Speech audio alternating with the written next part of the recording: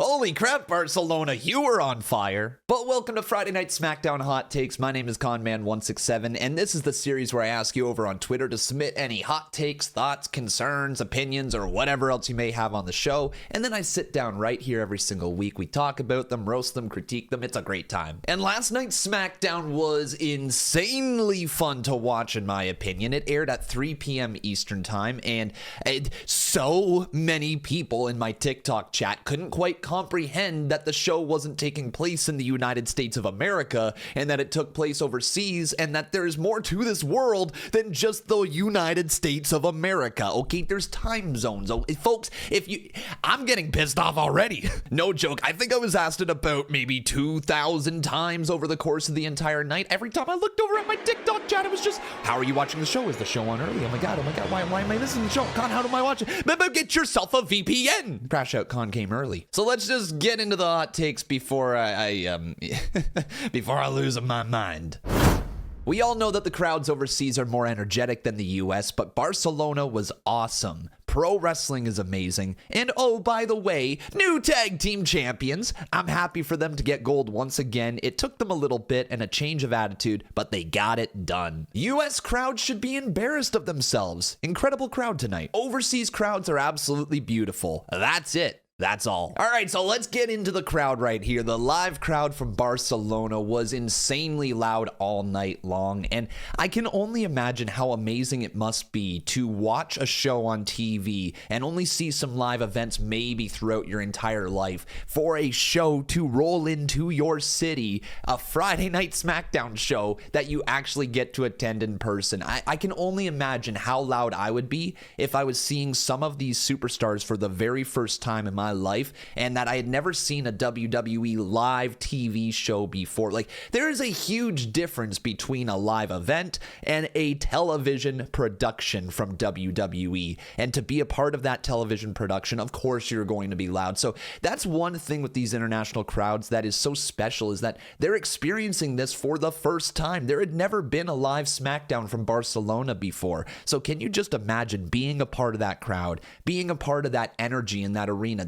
You would be loud all night long. The entire 3 hours you'd be chanting. You would not be sitting down, because why would you? Those tickets were probably ridiculously expensive. But it's so difficult to compare these international crowds to that of the United States, in my opinion, because, well, the United States gets so many dang events, right? You're traveling around there all year round. And if you were, say, located, I don't know, somewhere like in, let's say Florida, you're going to get multiple shows that roll through every single year. If you're in North Carolina, you're going to get multiple shows. New York, somewhere in Indiana, you can drive to Philadelphia. Like, there's so many different places that you could actually go to watch these shows, as opposed to, say, if you are in, I don't know, somewhere in Europe, there's a good chance that WWE will never roll through your town for an actual WWE live television product. And now that WWE's cut back on the live events as well, man, it makes you wonder how many shows are going to be over in Europe that you can actually attend, right? It becomes very scarce, the number of shows that are available over there. And WWE is obviously going to keep going back, but like, you're not there all the time. So you got to take advantage of when they do roll through town.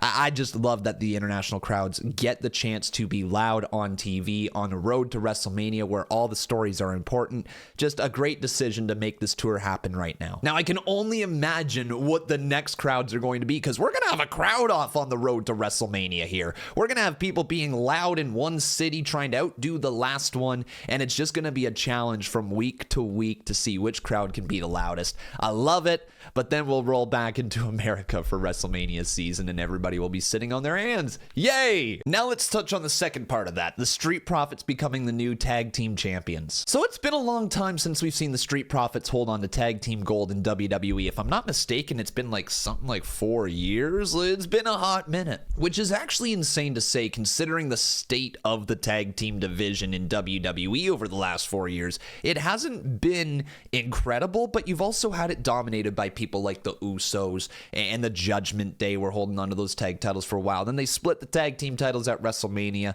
and then Judgment Day got them back again. Anyways, there hasn't been a lot of tag team champions over the last 4 years, and the Street Profits were one of those tag teams that would go up against the major teams, but wouldn't wouldn't actually win the big one. And here they are now in a resurgent tag team division over on Friday Night SmackDown. Is it as good as I think it could be? No, but there's been a solid effort put in to try to elevate this tag team division. From DIY, Motor City Machine Guns, Pretty Deadly, Los Garzas, of course, the Street Profits. If I'm forgetting anybody else, my bad. But like, WWE made an effort to make the tag team division a little better. And as a result, the Street Profits are taking over a division that is in a relatively decent state. There's some stories that are being built across the board, and we have a challenger already for the Street Profits in Los Garzas. Like, there's been good amounts of story put into the tag team division over the last little bit, and as a result, I think the Street Profits are going to do a good job with the championships. God, cat tuck my... What? God, man, a cat caught my tongue. It's so weird because the tag team division always feels like at some point you need to split the tag team titles because one team has held on to the titles for too long. But then as soon as you split the titles, everybody's like, oh, well, the tag team division isn't deep enough and there's not enough stories going on. So now we need to unify the titles again. Like, I don't know what the right call is with the tag team division because Monday Night Raw and Friday Night SmackDown really do feel like they could be bolstered by having more tag teams interact with each other. I wonder if we just maybe start allowing tag teams to cross brands. I wouldn't mind seeing a Raw tag team going after the SmackDown tag team titles if it's a story that we can tell, and vice versa. I wouldn't mind if a SmackDown team was over on Monday Night Raw. I know it makes the draft a little bit more irrelevant, but let's face it, it already is. Okay, the idea of an actual true brand split doesn't apply anymore. We have people showing up on random shows on this road to WrestleMania. We had the World Heavyweight Champion Gunther fighting on Friday Night SmackDown against Axiom. All right, I don't think we really need to worry about tag teams crossing over anymore and all that. So let's just try to find the best tag team stories we possibly can, continue to build up the blue brand, continue to build up the red brand, but make sure that continued focus on the tag team division is there. With Gunther fighting the international stars during this road to WrestleMania, I would really want to see Gunther versus Joe Hendry in Glasgow. Joe would get a great showing in his home country, and it would honestly feel like a true WWE versus TNA clash, with both world champions going at it. Cool idea. Honestly, seeing Joe Hendry versus Gunther would be a wild matchup in Glasgow, but I'm not going to sit here and hope for something like that. The world champion losing on WWE TV after he got eliminated very, very quickly in the Royal Rumble is not a great look. And if you're going to do the pop of Joe Hendry in Glasgow, man, I guess you could get that heat, right? You could put Gunther versus Joe Hendry and have Joe Hendry lose to Gunther in a spirited contest. Well, wouldn't that just piss the fans off some more? And not in the best way. I don't know if it'd make people upset at Gunther. I think they would just be upset that Joe Hendry showed up on WWE TV again as the world champion and took another L. That Royal Rumble moment is not lost on fans. A lot of people didn't love seeing Joe Hendry get eliminated in the way that he did. And for him to show back up on WWE TV, do the spin thing, say his name and then lose to the world heavyweight champion in Gunther. I guess it's something for Joe Hendry, but him being a world champion, he should be representing a world championship identity, and him losing on WWE TV could be, I don't know. I just, you know what, dude, I'm going to go ahead and say it. I don't want to see this anymore. Okay, I've talked myself out of it. I do not want to see Joe Hendry lose to Gunther. I don't want to see that moment. I don't want to see Gunther steal that away, but it would be a cool moment if Joe Hendry did appear in Glasgow, but he's still in TNA, not WWE. Gunther is doing all the heavy lifting in this feud with Jay. His stuff is more compelling, his matches are great, and everything he says are fact. Jay isn't looking good in this feud. I don't know if I'd say Jay isn't looking good in this feud. I would say Gunther is looking better, and there's a big difference. Jay has been fine. He's getting great reactions over on Monday Night Raw. He's just, you're right, not as compelling as to what Gunther is doing right now. Gunther is crushing it, and this is just a reminder of how good Gunther actually is in the ring. His world title reign should have been this. We should have been seeing him put on bangers against people on Monday Night Raw and Friday Night SmackDown for the entirety of his world title reign, but we lost him for I don't know how many months, and he wasn't wrestling on TV for whatever reason. So it's great to see Gunther not defending, but actually just wrestling on TV. And Jey Uso is also wrestling on TV, but I will admit Gunther's matches are far more compelling than what Jey Uso's matches are, but also at the same time, the idea of Jey Uso winning at WrestleMania, getting everybody yeeting in unison at Mania, it's a big moment. It's one of those moments that you can see living on for years and years to come. The confetti falling as Jey Uso is World Heavyweight Champion. I know people won't love it. I know people are not completely behind Jey Uso anymore because every time that somebody wins something in WWE, people turn on that person. But like, Jey Uso is still incredibly over. He's so over with the younger demographic, and that's important, man. Look, I love Gunther. I love what his reign has been, but it's Jey Uso's time at WrestleMania. The Damian and Drew feud is cooking and is much better than a lot of people make it out to be. I'm excited for their match at Mania. So when it comes to Drew McIntyre and Damian Priest wrestling at WrestleMania, I know there's a lot of mixed opinions on it right now, and rightfully so, because Drew McIntyre had a hell of a 2024. You could argue he was Superstar of the Year, going from the WrestleMania match where he won the World Heavyweight title to winning Money in the Bank to that incredible Hell in a Cell match against CM Punk. Drew McIntyre carried 2024. And so here we are in 2025 looking at WrestleMania 41 and being like, doesn't Drew deserve better? Like, this is not a shot at Damian Priest, and it's certainly not a shot at the effort that Priest and Drew are putting into this feud. Like, they laid it all out there for us on Friday Night Smackdown. The story makes sense. It's understandable as to why Drew McIntyre would be pissed off on Damian Priest. It's just one of those things where you're like, man, Drew was interacting with like Paul Heyman and Roman Reigns not that long ago, and he was going to hunt the bloodline. What happened? And it just feels like it's one of those, just bad timing type of moments. We thought maybe we'd consider Drew McIntyre, Roman Reigns, and then we decided a bigger match down the line. Maybe The Rock's involvement changed things. Who knows what's going on behind the scenes? But Drew McIntyre, Damian Priest does feel like a bit of a step down for a WrestleMania match for Drew McIntyre. From Damian Priest's side, this is a huge match for Damian Priest, and I think Damian Priest is going to elevate himself in this feud with Drew McIntyre as a result. So not all is lost. Like, Damian Priest is still a guy who WWE highly values, and putting him in a match against Drew McIntyre at Mania is a big deal for Damian Priest. But Drew McIntyre fans obviously feel like he deserves something more prominent, a title match even. Like, I know that not long ago he was wrestling for that Intercontinental Championship against Gunther and Sheamus, right? Like, I know it would be seen as a bit of a step down, but also at the same time, Drew McIntyre going after a mid-card championship would allow him to elevate that mid-card title, there's no doubt. Like, hey, I'll say it.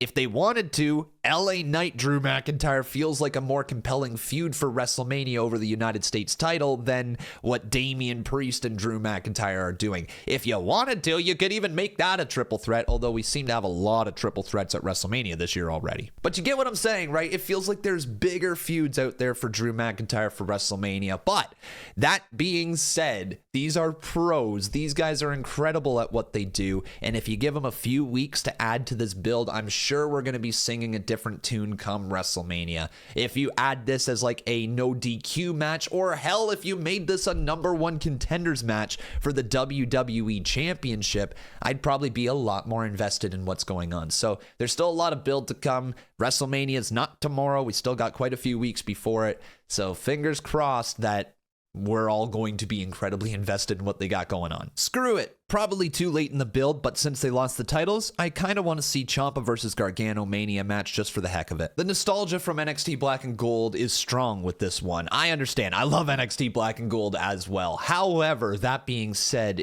no. Tommaso Ciampa and Johnny Gargano one-on-one at WrestleMania. It seems like it would have been a match that could have been booked 5-6 years ago. Now? No. Did anybody else hear the reaction they got in Barcelona?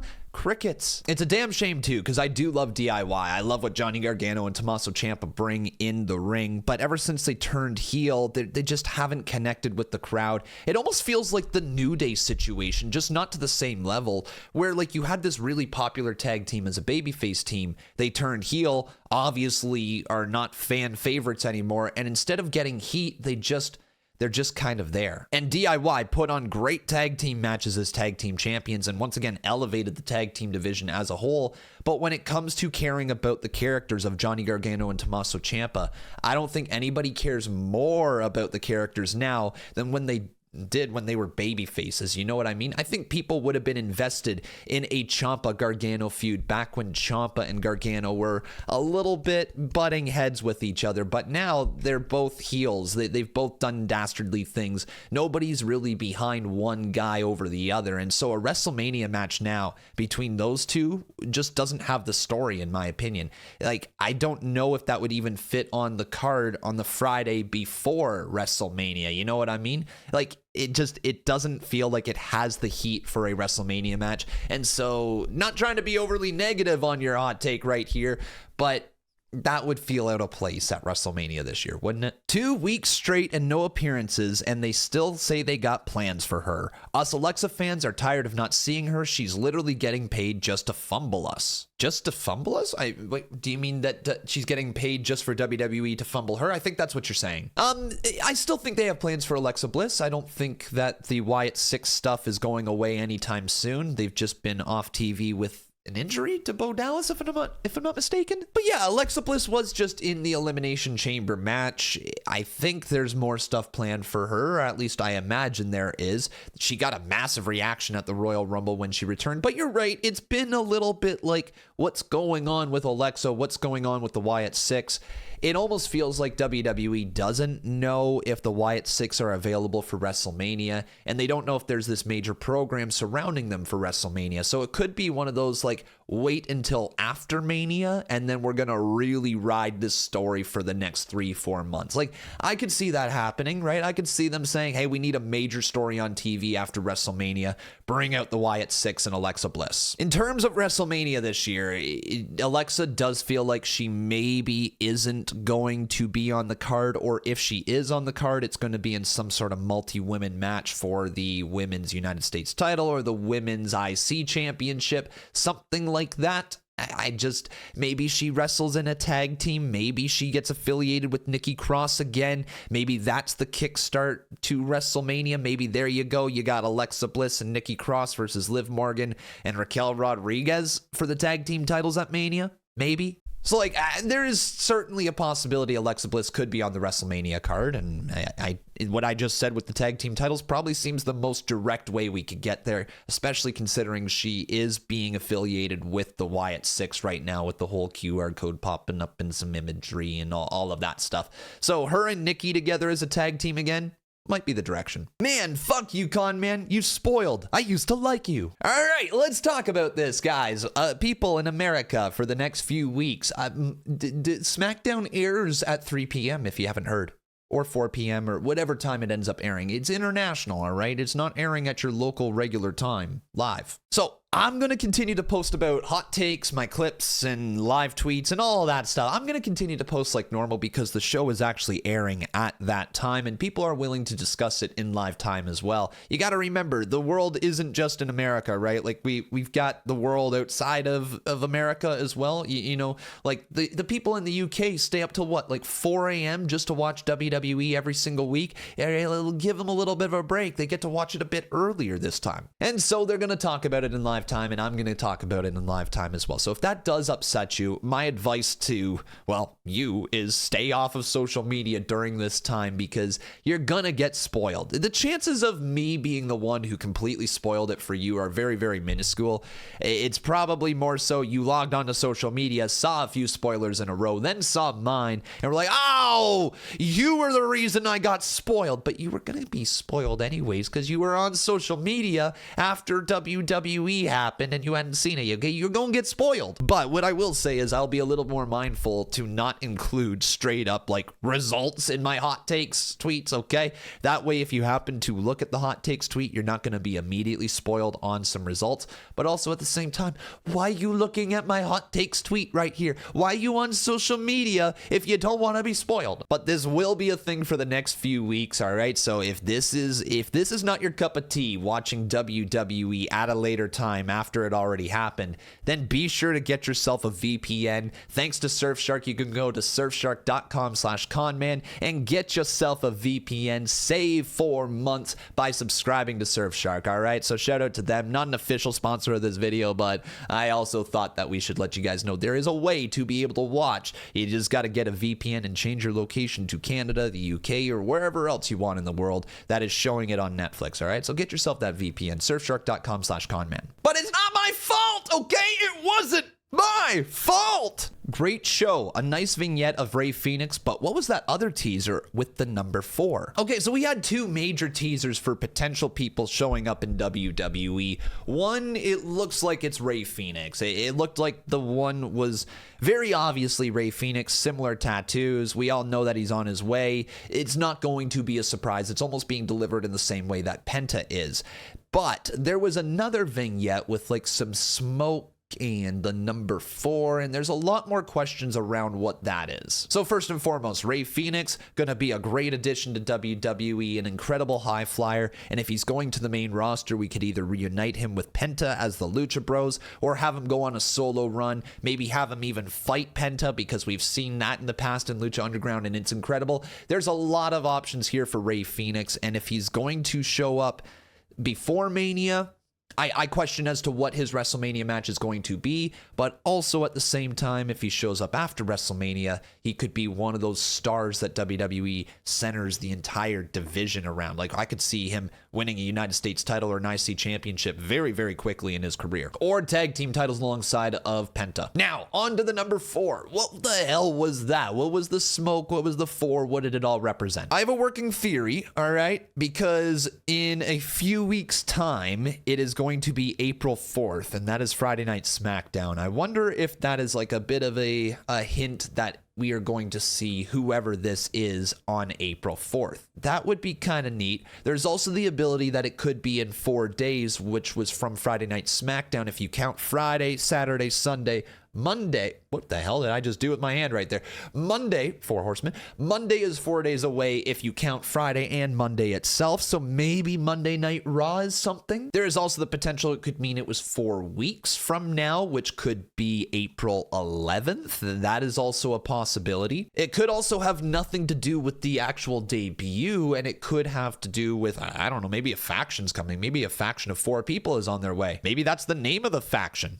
4. Or maybe it is symbolic to some sort of like, I don't know, demonic shit out there. I'm just spitballing at this point, but like if it is demonic shit, if it is weird stuff going on, there's a very good chance that it could be Aleister Black coming back to WWE. Aleister Black was in AEW, Malachi Black. He left that promotion and he is now rumored to be heading back to WWE. And if that's the case, seeing Aleister Black back on Friday Night Smackdown would be very, very neat, and I hope that they kind of restart his old gimmick, the Dark Father gimmick that he had going on. I was really intrigued to see where they were going with that at the time, and then he got released from WWE, so we never really learned what was next for him. But if it isn't Aleister Black, I don't know who this could be, so let me know any other suggestions you have in the comments below. But really interesting to also see these type of vignettes going on before WrestleMania. Makes you wonder if they're building up for big debuts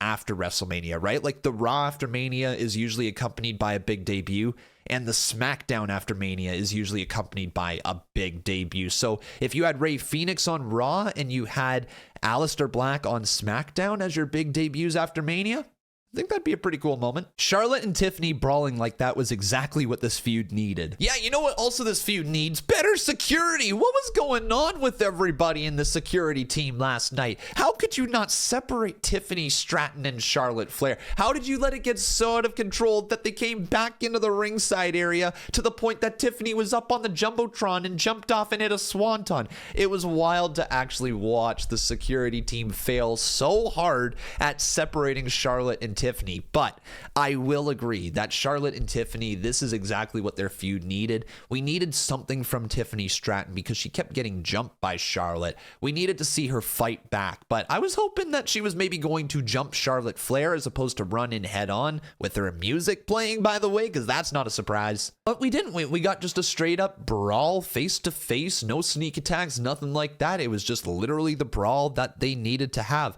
A little early potentially in the feud, because if you had Charlotte Flair get attacked by Tiffany Stratton, then maybe this whole brawl would have meant a little bit more. But at the same time, Tiffany has been attacked multiple times by Charlotte. These two don't like each other. So, hey, it was a good brawl for sure. This does get me more excited for WrestleMania as well, which is the entire point of doing something like this. I just need to see the next step from Tiffany Stratton. I don't want to feel like Tiffany is fighting a complete underdog story. I want to see her representing the Women's Championship as a champion, not as an underdog. You know what I mean? She is the underdog, don't get me wrong, going into this show of shows, but she also is the champion, and she needs to hold herself like that. And last night, she held herself as a champion for the first time in this feud. Like, she didn't look out of place with it. She looked like she belonged. She looked like she was feisty, and she was ready to go. And it reminded me more of her time against Becky Lynch in that feud than what was going on early on in this Charlotte Flair feud. So, hey, 2 thumbs up to Tiffany Stratton and Charlotte Flair. That was a great segment.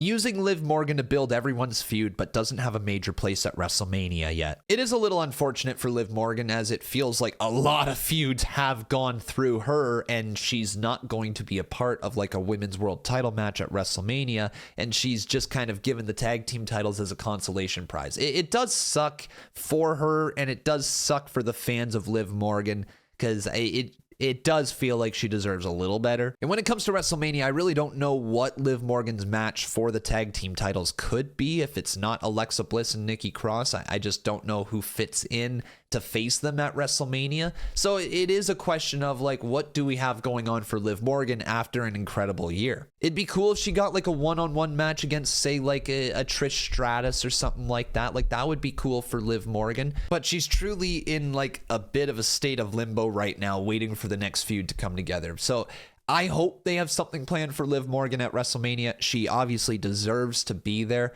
But yeah, I would understand why people are a little concerned about Liv's WrestleMania spot.